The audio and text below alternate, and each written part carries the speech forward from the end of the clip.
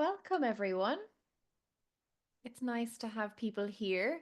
There's quite a few people that are supposed to be attending today, so we'll have people kind of coming in as we go, but we want to start on time so that we can get finished on time and get the most out of this wonderful webinar. So, welcome to Music Therapy for People with Chronic Pain.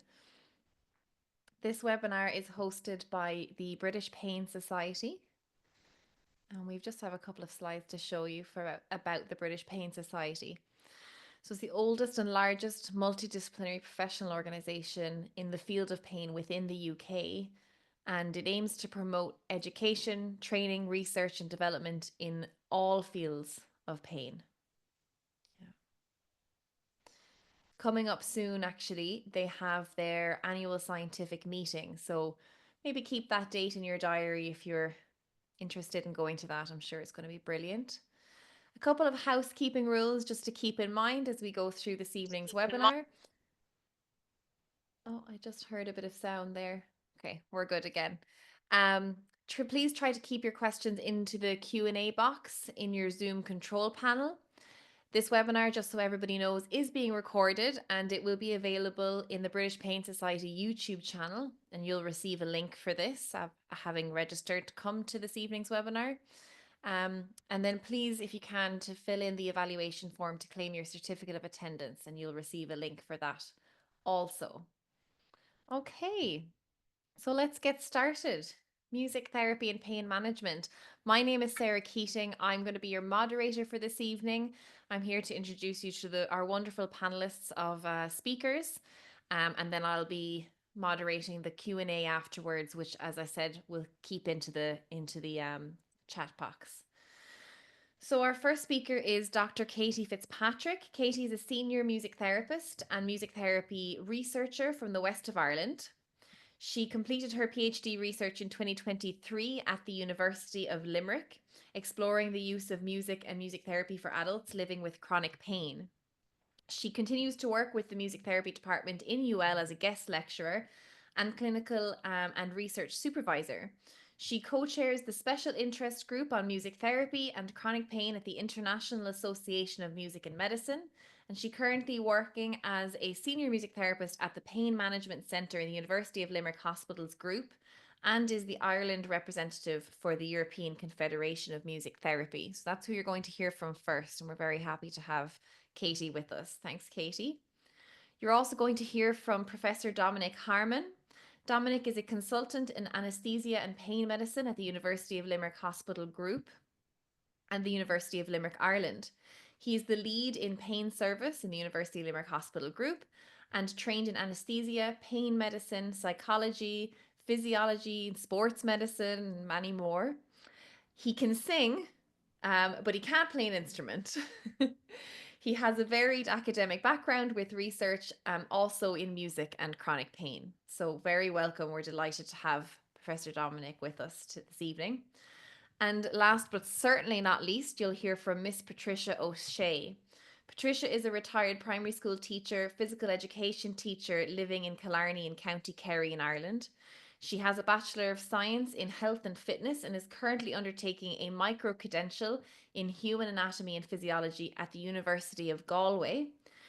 She is a UPATI Fellow and graduated from their Patient Expert Training Programme and is a patient representative on the Music Therapy and Chronic Pain Special Interest Group of the International Association of Music and Medicine. She represents the client lived experience of music therapy. She has been living with chronic pain since 2010 and has been a member of Chronic Pain Ireland, CPI, for a number of years, and she highly recommends their services. So again, we're very lucky and grateful to have Patricia with us this evening. I hope you enjoy listening to our fantastic speakers this evening, and we'll have all of our questioning at the end. Thank you very much. Thank you, Sarah, and thank you so much to Dominic and Tricia for joining us this evening as well. I'm going to do the brunt of the speaking, most of the speaking, and I'm going to ask Dominic and Tricia to join at certain points during the presentation. So just to give an overview of what we're going to speak about, I'm not sure if the attendees have knowledge of what music therapy is, but I'm going to give a brief overview of that. It's not something that everybody is hugely familiar with, so I think that's useful. I'm going to talk a little bit about the evidence base for music therapy and also for the use of music in pain and music therapy in chronic pain. We're going to introduce a little bit about the pain service that myself and Dominic work at in the west of Ireland, the Pain Management Centre, and also a little bit then about the music therapy service. And Trisha has really kindly offered to speak about her experience of music therapy in her experience of chronic pain. So hopefully that will be interesting and keep you engaged on this online webinar. So I like to start these talks with this quote from Oliver Sacks, who wrote this book, Musicophilia. He's a neurologist and just had a great love of music, but also a great view on the use of music in health. And he said that nobody needs to have formal knowledge of music or to be particularly musical to enjoy music and to respond to it at its deepest levels. It's a part of being human, and there's no culture in which it's not highly developed or esteemed. And I think even if you're not a musician, or you wouldn't call yourself musical, or even a music lover, you can probably think of a time when you were particularly moved by music, or when music played a central role in a part of your life in terms of maybe a celebration or a bereavement. It's really ingrained into all parts of our life. And sometimes it's not really given, I suppose, the acknowledgement that it might deserve, or so I believe anyway. Um, so music therapy, then, we're talking about this specific systematic process of intervention wherein the music therapist helps the client to promote health using music experiences and the relationships that develop through them as dynamic forces of change. So music therapy is an evidence-based profession. It's quite new. Really, it started to become formalized after World War II, where medics started to notice the impact that these volunteer musicians had on patients with PTSD. And then from there, it started to be formalized and developed. There's university trainings now. And in the UK, it's a recognised health and social care profession. In Ireland, we're still working towards that. So within music therapy, we're usually looking at working on specific therapeutic goals, and these are therapeutic aims, and these are usually attained through this process. So similar to, I suppose, physiotherapy or occupational therapy or psychological interventions, there is a referral, there's an assessment period, there is the time of the intervention, and then there is an evaluation at the end of the intervention. And the goals of music therapy are usually non-musical, although sometimes there are musical outcomes, of course. And the goals are in lots of different domains, from cognitive to psychosocial, emotional, motor, and communicative. And this really depends on the setting in which a music therapist is working. There's been a strong evidence base or I suppose an emerging evidence base for music therapy in a variety of different populations. And you can see these are all different reviews on the Cochrane Library. So there's everything from, music interventions as a replacement for sedatives for preoperative anxiety, to more specifically the use of music therapy for schizophrenia, music interventions for people with cancer, music therapy for autistic people, music therapy for people with substance use disorder.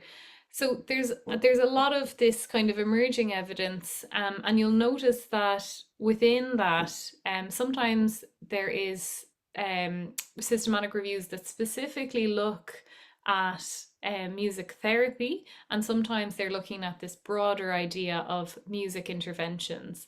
And when we're thinking about music interventions, we're thinking about like music listening, we're thinking about music that might be provided in a waiting room or within an operating theatre. It might be chosen by the clinician, or it might be chosen by the patient. And usually it's recorded music, but it can be live music as well. And it's really not delving into this more therapeutic application, but it can have a lot of benefits. And I'll talk a little bit more about that as we go through the presentation. Um, so when we look then at the evidence for music and pain, there's a lot of strong evidence that music has this effect on pain, what's been called music-induced analgesia. And there's a suggestion that it's partially mediated by these expectations of analgesic effect. So people listening to music and expecting that it'll help with their pain. So these authors, Lund et al., found that the core mechanism could be placebo effect rather than opioid or dopamine dependent mechanisms. There's other research that points to, music activating reward systems in the brain. So we do have like the feel good chemicals, dopamine, the endogenous opioid system being activated. And then there's also this evidence talking about music interventions reducing anxiety and pain in surgical patients. So these more medical applications or within a medical setting. And interestingly, and this is very true for music therapy as well, the research has pointed to the fact that favorite music is superior to experimenter selected music. So I'm sure you've heard of things like the Mozart effect and people saying you should listen to classical music to relax, or this particular piece, there was a piece, I think, kind of spa music composed in association with Radox, and they were like, this is the most relaxing piece of music, but really it's the person's choice is really important. And this difference, they've suggested, is mediated by the strength of emotional response. And so that can be things like when somebody gets chills or goosebumps when they listen to music. And they talk about the pieces of music having this like bittersweet element to them, and they're going to elicit a stronger response. So researchers from Trinity College in Dublin, Claire Howlin, who's a psychologist, developed this idea of cognitive vitality. So this is the cognitive vitality model, talking about how important control and choice is within music listening interventions. And they used different pain conditions to test this model, including a group of people with chronic pain in a pain unit in one of the hospitals in Dublin. And they found that, at the lower levels, music, changes your attention and gives you some enjoyment. So we'd often hear about music for distraction. This is kind of that lower level of, maybe there's going to be some help with pain here when you're distracted. Then they bring in this next layer of cognitive agency. So the individual here has choice and control. And this is, I think, is really key for music and for music therapy and for chronic pain specifically, that the person has active participation in what they're using to support themselves in their pain. And then through that, the individual can have these personal associations. So they talk about meaning making and emotional regulation. So music becomes an emotional outlet, maybe a way to experience or to process emotions. And that's also really important when the music is familiar and the individual knows what to expect. So thinking about music, maybe that brings up good memories, for example. And then there's this next layer, which they call integration, which can kind of be linked to when you think of like flow states, this idea of where you kind of don't really have sense of time moving quickly. You kind of had this feeling of being transported or in a nearly a trance-like kind of state, and you're really absorbed by the music or what you're doing. And then they say that this top layer is this idea of cognitive vitality, where somebody has enhanced motivation, a strengthened sense of identity, and self esteem. And so, this idea of cognitive vitality can really be linked to, I think, the idea of, or the concept of self efficacy, which we talk about a lot in chronic pain. And music therapy specifically, so using music within a therapeutic relationship over a number of sessions as opposed to music listening. Within chronic pain, they've found there's large treatment effects for self efficacy, for depression, and the ability to participate in social activities. And this was in a group music therapy setting. Self efficacy was found to be the significant mediator of music therapy for pain intensity and for pain interference. So, that is to say, pain intensity and pain interference scores changed.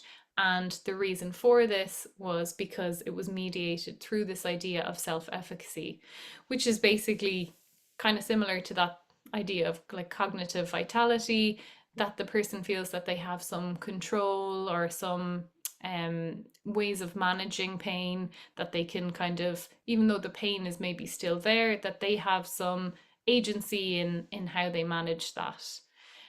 Medium effects were also found in other pieces of research for pain intensity, anxiety, positive affect, and well-being. And qualitatively, participants in some of the research that we've done have reported gaining emotional support, social engagement, coping strategies, which again, I think link back to this idea of self-efficacy, and resources.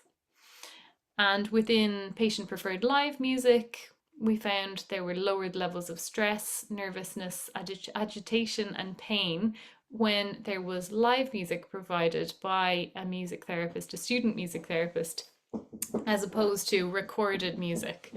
So, really interesting things to bear in mind when we're thinking of bringing music and music therapy into the context of pain. So, I suppose within music therapy, we're often kind of brought in or looking at the pain research that has a lot of research around recorded music and using music to induce analgesia or to reduce the need for medication, pharmacological interventions for pain. But really, what I think music therapy has the opportunity to address is the associated distress. So this slide actually is from a video that was done by Jessica Pullins, psychologist, and it's really kind of clear, I think, for me when I look at this, that you can really single out, yes, there is the kind of nociception, the pain signal, the real feeling of pain, but then there's all of the things that go on with that.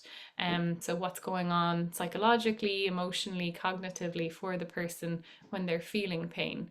And I think that's where music therapy has a real place to fit in to address this. So within my work in chronic pain, generally, I would be working psychotherapeutically with clients, and this would be around exploring and addressing some of the stressors, the psychosocial stressors that come with the diagnosis or the experience of chronic pain. So, working within that biopsychosocial model and really thinking about how is the person being impacted by pain in all those different areas. So that's one kind of really important aspect of my work with people with chronic pain. But then also there's these two other strands to it. One being looking at, really helping to bring down that stress response, looking at nervous system regulation, and this could be through music guided relaxation or using music with deep breathing or vocal toning or humming, gentle exercises like that to really focus on bringing down that stress response and then hopefully bringing down the pain response as well. But then a huge part of it is looking at how music can be used for self-management. So resourcing the people to find ways that they can manage pain themselves at home. So taking ideas from the sessions that can then be used in everyday life. So there's some psychoeducation around how music affects the brain and body, and there'd be some conversation about how they feel music affects their brain or their body. We might use music for motivation, so it could be to motivate people to move or to complete tasks that are really difficult because of the pain, but also using music to help with things like pacing.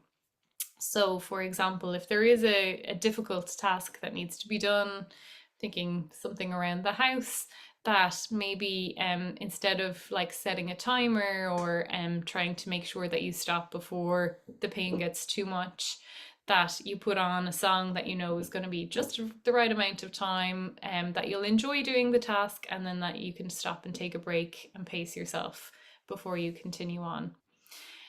We also use music a lot to help people shift a mood or alter a mood. And so we use something called the ISO principle, and that would be starting listening to a piece of music where it reflects what your mood is like at the minute, and then moving slowly towards how you want to feel. So the example that I often use is I start with like the emotion of frustration, for example, and I might listen to something that's quite heavy and quite loud, and it really sounds kind of angry to me. And then slowly I would move that and end up at the end of the playlist with something like Nat King Cole, What a Wonderful World. But if I were to put that on when I was feeling frustrated, I probably would roll my eyes and say, no, it's not actually. So it's using music to kind of gently shift a mood. And we'd often create these playlists within sessions that people then can later use. Also using music to alter pain perception. So when pain levels are high, that somebody can have their go-to playlist that helps them to feel good or helps them to feel calm. But also using active music making techniques, and humming and vocal toning has been a big part of that. That's a resource that I find a lot of people are using. So it's really giving yourself that physical feedback and directing your attention somewhere else. And then other kind of tools to cope with stress. So again, coming back to things like the music guided relaxation, or helping people to find ways that they can bring down stress. And then we think about like the mechanisms through which this might be helping somebody. And there is some emerging research around mechanisms, and there's a lot of funding in the States at the moment to look at music for pain. There's a whole network called Music for Pain if it's an area you're interested in. It's great, and they're doing webinars as well.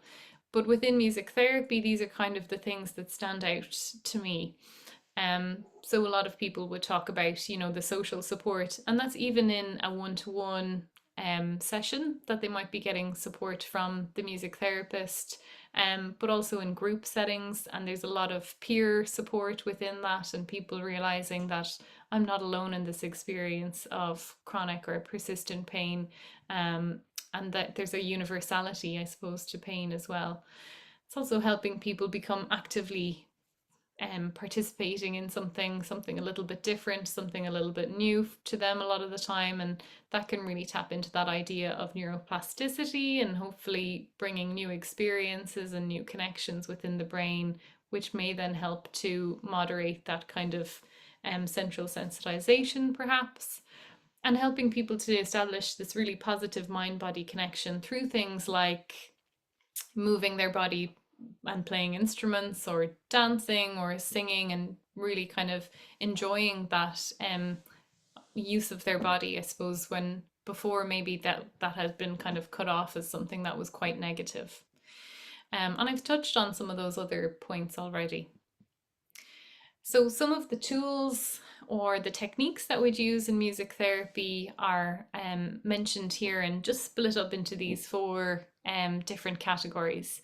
So receptive techniques really mean that somebody is receiving music, so they're not maybe actively participating in music making, so it's more listening and reflection. It might be analyzing the lyrics of a song.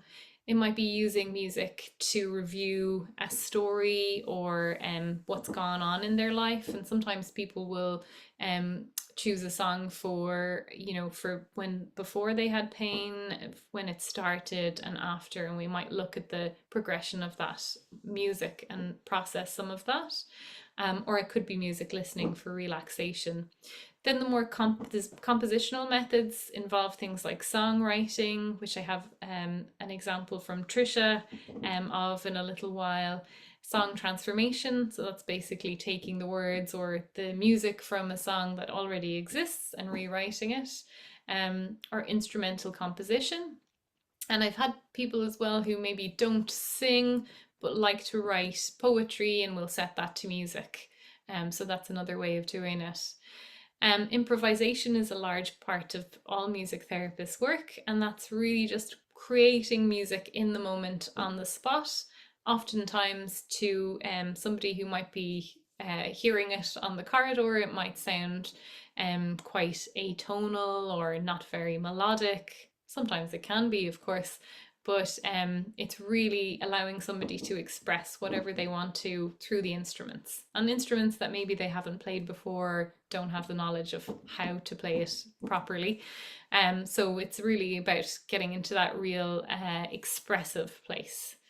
And this can also be done vocally and through movement, and it can be referential, so it can be a themed improvisation. Often working with people, I'd ask them to maybe play what their pain sounds like.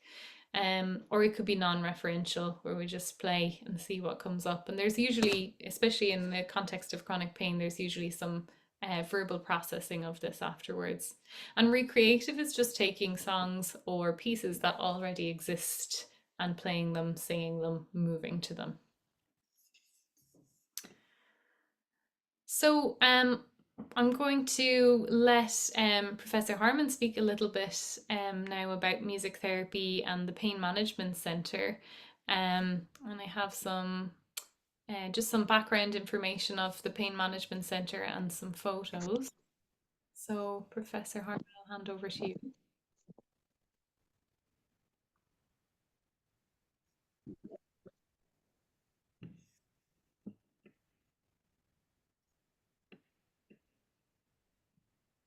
Okay. So is it over to me now, Katie?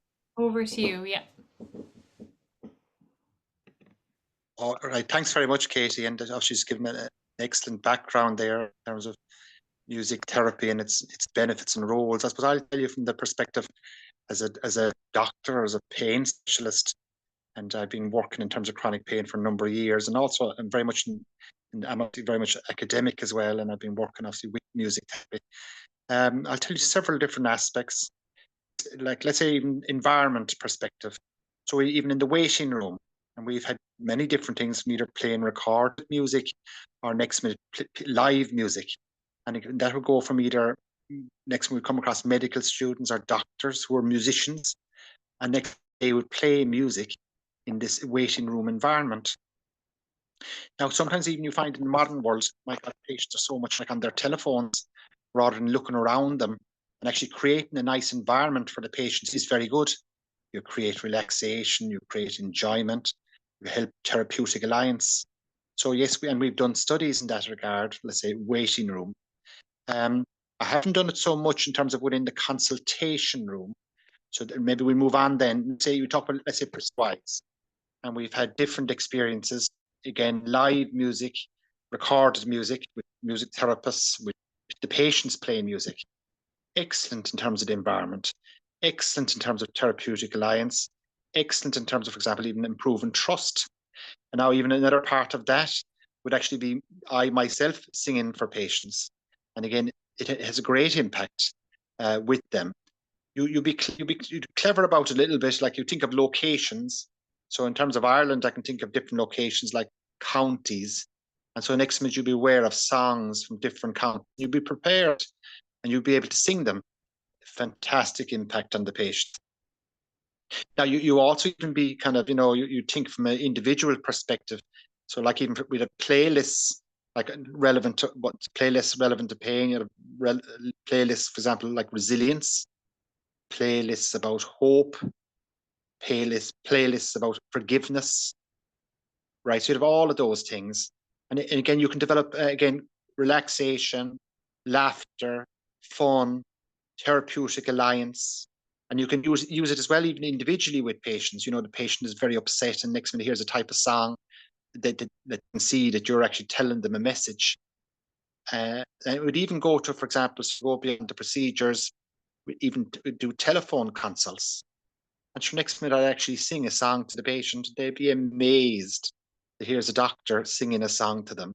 And then they know as well that this is a person who's going to listen to them. And then as well, you'd explain processes. Yeah, we will diagnose the problem. We will work with you. You will work with us. And of course, then other aspects in terms of multidisciplinary care of patients. And again, you can talk about different services, psychology, physiotherapy, and the music therapy has a very significant role there. And yes, we do refer patients taught music therapy, and that's Katie, and obviously excellent work with them. And I'd be aware of the type of work that she does with them. And again, I'd be very much in favor of it. And again, in terms of encompassing or again, in collusion with those other services that you'd have as well within pain service. But I think it's all very excellent, and it's all continuing work, and it's great fun for the patients. And it's also great fun for us. You see it even in terms of part of the team, the fun that we do have in terms of creating playlists, and the fun that we do have in terms of now the patients are singing, the patients are playing music. And so again, musicians would actually bring their instruments in with that we're going to be on for this, and how we're going to partake. And again, great fun and great therapeutic value for everyone involved. So it's not just the patient, also very much the staff as well. And great examples of group aspect of things. And then next minute, I would sing the patient. To the example, showing you a duo, myself and the patient. The patient is playing the guitar. So all great fun. Be aware too, actually, that there is some aspects of being a musician that can actually have pain aspects of being a musician. Again, back to the principle, diagnose, see their music. Dominic, I think your signal is breaking up a little bit there. We might come back to you in a second. Signal's breaking. Ah, okay. Oh, he's coming back on now. Okay, I'm back. You're back, great. I'll go on a little bit and I'll come back to you in a minute. Is that all right? Just No to bother. make sure the signal is good. Thank you. Thanks. So I went actually skipped ahead a bit there, but I'll come back to where we were at. We can come back to that in a minute. So Dominic spoke about some of the different Perfect. ways we use music in the pain management center. And I suppose for me, I'm very much involved in the individual music therapy sessions, and people would get anywhere from 6 upwards to about 24 maximum sessions of one-to-one music therapy. And we've also been doing group music therapy and actually collaborative work with the physiotherapist. So we recently trialed a music and movement group, really trying to help people start doing a little bit more gentle movement in a very supportive and fun and enjoyable environment. And the feedback was really good around that. So I would do kind of an opening song and something that would be fun and get people warmed up, and the physio would do her kind of set of exercises and warm-ups and stretches afterwards, and then we'd do something around music and relaxation at the end of that session. So that was really fun. And we also collaborate on the pain education program that we do, and there's a session on that within that on the use of music, the arts and creativity in the management of pain. And more recently we've been trialing using live music in procedural support. So that I'm going to speak about that a little bit as well. So there's a few different elements to the service. And the aims of the service really are around providing this psychological support, psychosocial support within a therapeutic relationship, shifting mindset around pain and enhancing these tools for coping. So, really giving people new ideas to creatively cope with chronic pain. And looking at the emotions and identity that maybe, or changes in identity that come with having persistent pain, and giving people an opportunity to express that in a non-verbal way. And then we're also looking at within the whole service signposting, social prescribing, and psychoeducation, which I kind of mentioned before. So looking at what else is out there in the community that people can participate in, and looking at ways to reduce anxiety, stress, and provide opportunities for play and creativity. And I think Dominic mentioned fun a few times, and that being something that's really important actually as well. So this was just a little bit about the music therapy approach. I mentioned the biopsychosocial model, and that's really where our service kind of aims to sit, and music therapy fits quite nicely within that. Music therapy is always very person-centered. We're very aware of trauma, and that can include medical trauma, that people may have had a long road with pain, a lot of different referrals to different doctors, and it may have taken a long time for them to get a diagnosis or some answers or some medical help around their pain. So we're really aware of that, and always encouraging a self-management approach, and looking at building people's resources. And then I left that last one blank just to say that it's ever evolving, and I'm always learning. I'm coming from a music therapy background. I'm not coming from a pain background, although my research is in that area for sure. But I'm always learning and looking to see what best practice is saying. So who might be referred to the music therapy service? I've listed some of the referral criteria there, but just to say, stress and anxiety, low mood, anger, isolation, difficulties with relaxation, these are things that would come up often in the referral process. And I'm going to give you a sense of some of the work that I've done. This was a gentleman that was part of my PhD research back in, this would have been about 4 years ago now, I think. And he really spoke to the use of music to express emotion and how he was feeling. And he was dealing with a lot of symptoms of low mood, a lot of frustration and anger, and he was living in his daughter's house with a granddaughter present, and he wasn't really finding that he had a place to express these feelings. So this was following an improvisation we did on the ocean drum on the piano. So the ocean drum is our wave drum. It's kind of a big disc, looks like a hand drum, but it's filled with all these tiny beads, and it makes the sound of the sea. So after playing, he said, "The storm was within me and going on in my mind. But after 5 minutes, I started calming down. I started thinking of the storm and how the storm lashes out its might and power and then eases off, not altogether, but gently towards the finish. By the time I came out, the anger had left me, and so had the upset in my head. It gave me a creative release, confidence to really express and explore feelings." And sometimes I think it's very difficult for people to name feelings or to really sit down and talk about them. And this is where music therapy and the creative arts in general gives this other way of expressing, of putting things into metaphor. And he even speaks in metaphor here after doing the music about the metaphor of the storm. But then really saying that it was confidence to express and explore feelings that maybe he didn't have before. So we also have been using music therapy in minimally invasive pain interventions. So when people are coming in to have various injections done for pain, we did this trial of using patient preferred live music that was provided by myself and a music therapy student.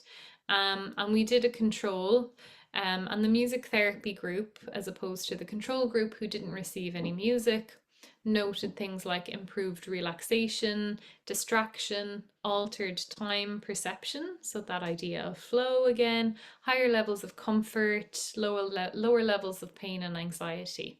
Now, we did notice that the control group were very complimentary and happy with the care that they received and complimentary of the service and the staff.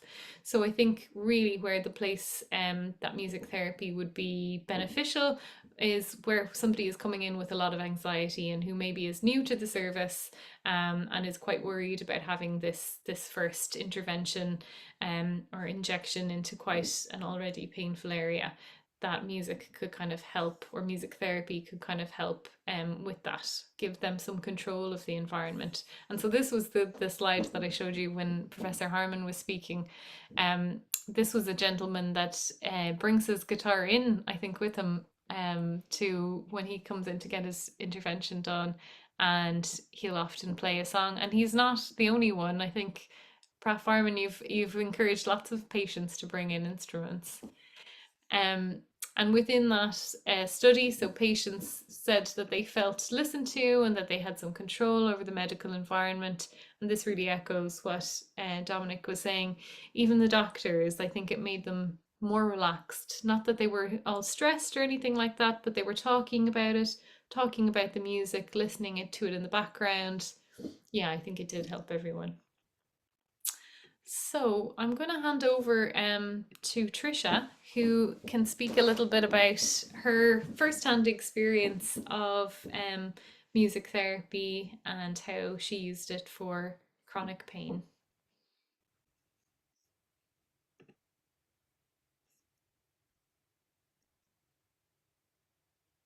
Okay. Hello. These lyrics here are the lyrics to my song, our song, Katie, Dr. Katie Exhale.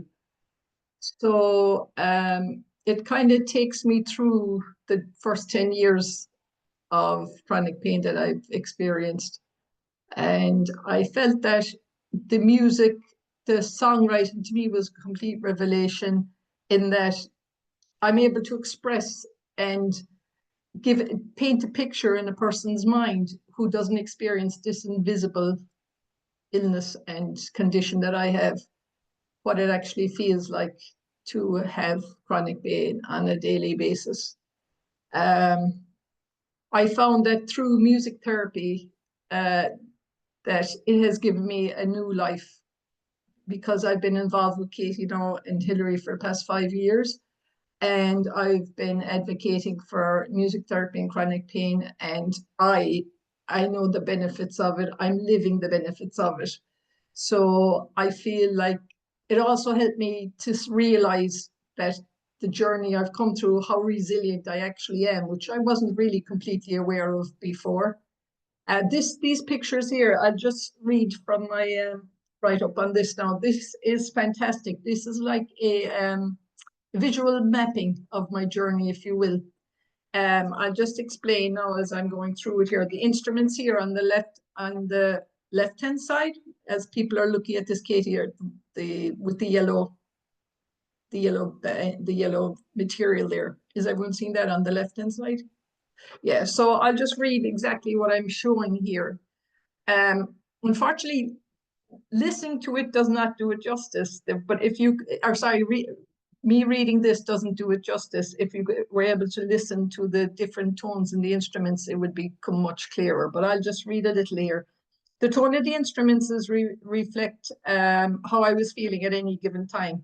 The sounds went from harsh, loud, and uncontrolled, which reflected the chaos I was experiencing when my accidents happened. Again, I call that the cacophony. In this case, it relates to music therapy. Banging the drums helped me release my frustration, confusion, and grief. The sounds from playing the singing bowl reflected the profound effect of the accidents on my life. The sounds were that rippling effect of a rock thrown into a pond. The visual appearance of those instruments reflected the dark space I occupied at that time in my life. Then as we move along here, and the picture here, as you'll see it here in the center and going towards the right, the more mellow, controlled and calm sounds of the xylophone and the ukulele, as I navigated through my journey, made me feel optimistic. They made me smile and gave me a lovely glow from within. They reflected hope and exhalation. The name of the song is Exhale. So I wish I could, as I say, I wish I could demonstrate and that the reader could hear the varying tones of the instruments themselves. A photo just doesn't do it justice to the impact of the auditory experience while I was doing this with Katie, Dr. Katie. I use my voice, my words and body to express how it feels, not just to live with chronic pain and illness, but how to navigate the biopsychosocial impacts on my life. It continues to heal me and help me feel calm, hopeful, confident, and empowered.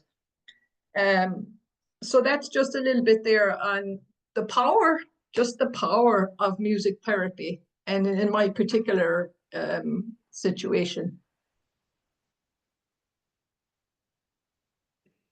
Shall I play the song, Trisha? Sure, walk away. Sure. Okay, let me just go back here.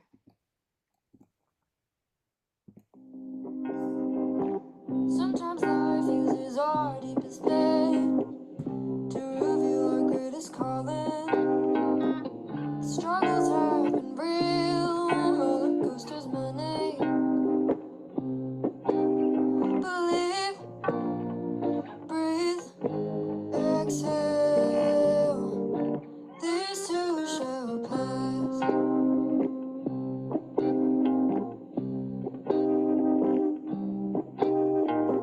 My journey hasn't been clear cut, but my message is you gotta embrace your new road. Believe, breathe, exhale. These too shall pass.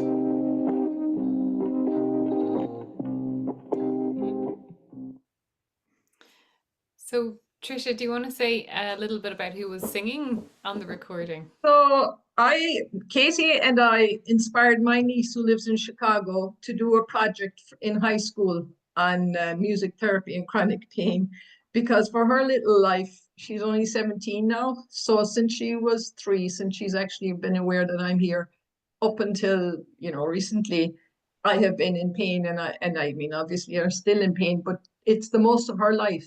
She has seen me suffering and struggling. So she wanted to do her high school project on music therapy and chronic pain to help me and help other people too who were suffering with chronic pain, and let them see, and from my experience as well, the power and the sense of confidence and control and how much it has helped me on my own journey. So I'm very proud of her for that, and I think she did an amazing job. Absolutely. Yeah, she really did. I mean, she was only about 16, 15 doing this. Yeah. So it's incredible. That's great. So we have a little bit of time for questions and discussion. I think we might have a couple of, maybe one question in the Q&A, and I don't know, maybe our moderator would have a question for the panel as well. So I'm just going to leave these links here for a second, and if anybody is watching them back, I can put it into this description and we can send them on afterwards. Yeah, I'll stop sharing that so we can do our questions. Thank you so much. That was really wonderful. Thank you to everyone who spoke. That was just fantastic, and it's always so lovely to hear the piece of music, just like what you were saying, Trisha, how important it is that actually hearing it makes a much bigger impact, doesn't it, than reading Huge. it?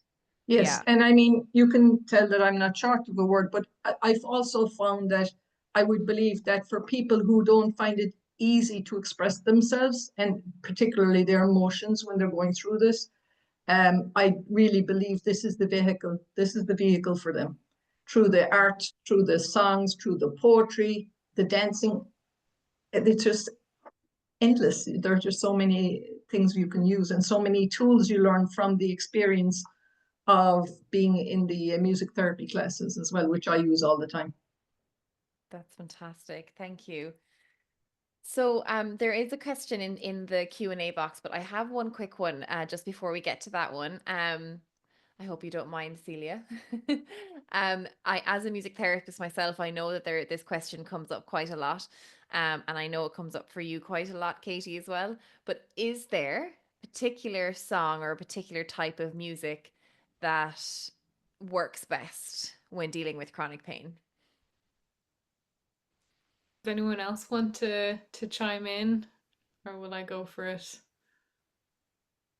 I suppose I can maybe give my 2 cents, and then I'll let Trisha or Dominic contribute as well.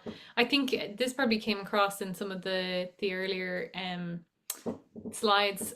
Patient preferred music, that's really where it's at, and the studies that have looked at, where researchers have selected the music, or music has been like composed by AI or some kind of nondescript, calm or relaxing music, it's just really not as effective as the music that really means something to the person. So whether that's classical music, traditional music, pop music, rock music, whatever it is, I think that's really important to bear in mind. What we would say, that especially when we were doing that study on the minimally invasive interventions, somebody going into that who feels quite anxious is kind of hoping to feel a little less anxious and maybe a little less pain. So we'd talk about, choosing something that has a slower tempo, that isn't too stimulating, but that leaves them feeling quite calm. But that's so different for different people as well. So yeah, that's my 2 cents. Very much, Katie. Trisha or Dominic, would you Yes. like to say anything? If I just may say something there, sometimes I can't sit up in my bed when I'm in an episode. I can't even sit up on my bed. And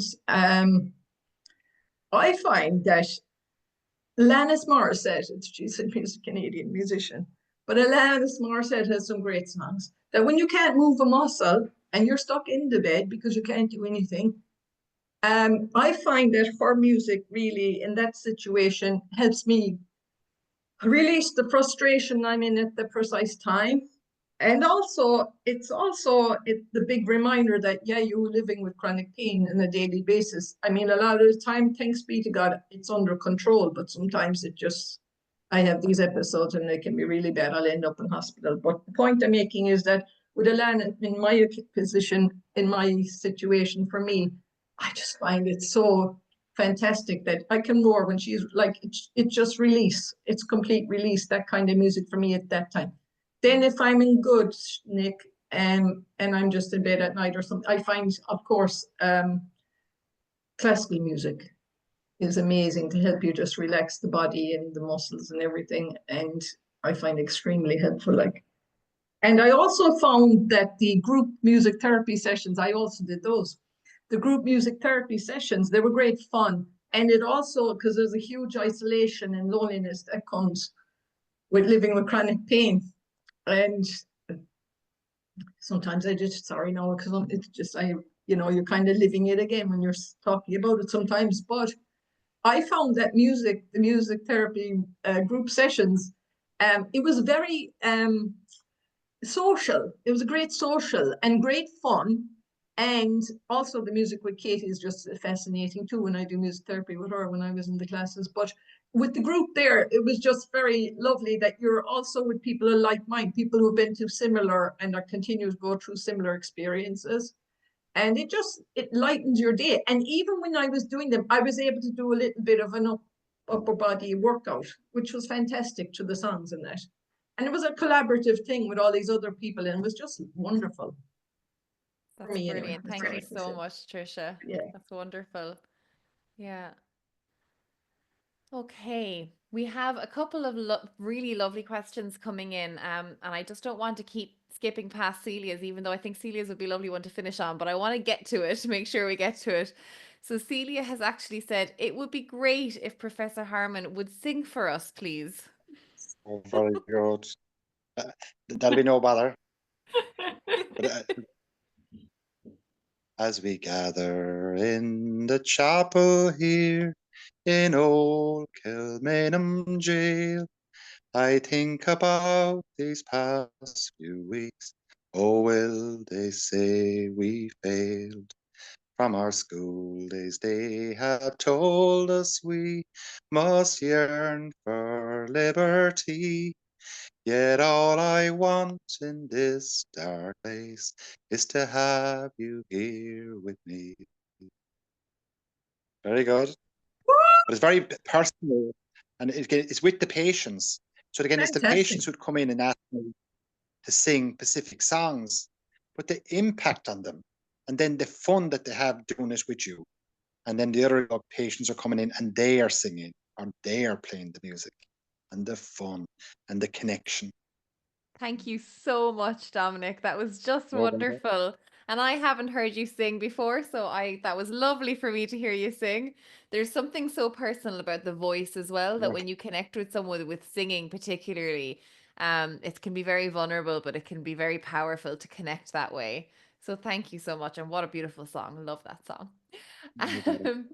So we have a question from Tony Miles. Tony says, can you direct us to reliable research on the use of humming and calming the nervous system, please?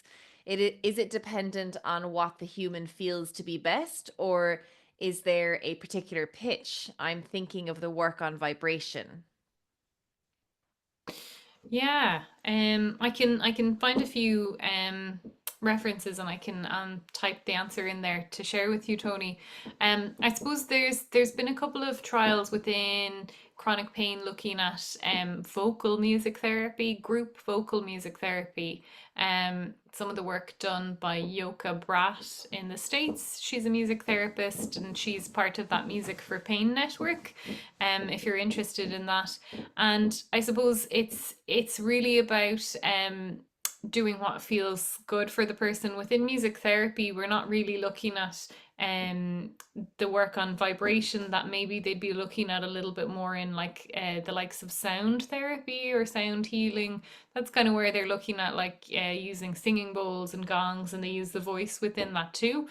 I suppose music therapy is more about doing what feels good for the person in the moment. But I can give an example. Like I was doing a little bit of this earlier on with a group today, a vocal music therapy group. Within the pain unit, and we were just kind of warming up, and it turned into this beautiful improvisation. It was just all based on humming, so everybody would kind of just breathe in, so you're focused on your breathing as well, which we know is really good for regulating the nervous system for a lot of people. So breathing in, and then on your out breath you're just kind of humming different pitches, whatever you choose. It doesn't have to be in harmony, it doesn't have to be in a particular key. And then you breathe again when you need to breathe, and you can change that. And it expanded then to just oohs and ahs. And afterwards, the kind of the feedback on it was that, you know, it was that state of flow. It felt like people were nearly in this like trance-like state, and that people started to feel really relaxed after doing it.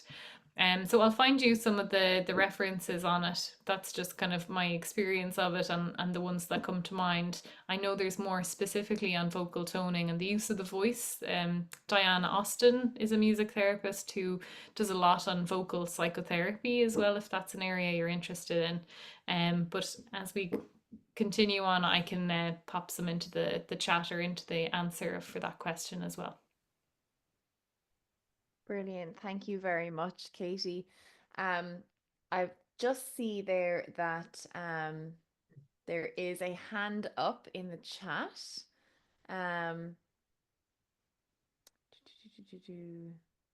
Sorry, I'm just getting a message back. Do you know what? We'll come to that in just a second. But I just want to say there's another message in the Q&A. It's from Louisa, and I hope I'm pronouncing that right. It says, "Hi all, it is not a question, just to say thank you for your interesting work and presentation. Also, a special thank you for Trisha being here today and sharing her experience. Thank you." So, yeah, and I think everyone would probably agree with that. Now, I'm just having a quick look here to see if we can get to. Okay, no, we don't need to get to that. That's fine. I think Alison has left. That's great. Okay, well, that's all the questions we've got to. Tony also says, "Thank you, Katie. Fantastic work." Celia also came back after your wonderful singing, Dominic, and said thank you for a great session. Learned lots and enjoyed. And she apologized that she just had to pop off there just a minute ago. But yeah, I want to say thank you very much, and thank you so much to the British Pain Society for allowing us to host this webinar. It's so important to have this work out there. Anything that helps with pain, chronic pain, is beneficial. So thank you very much, and thank you to our panelists and our presenters. Thank you. Thank you, Yeah. Sarah. Thanks everyone for watching. Thank you.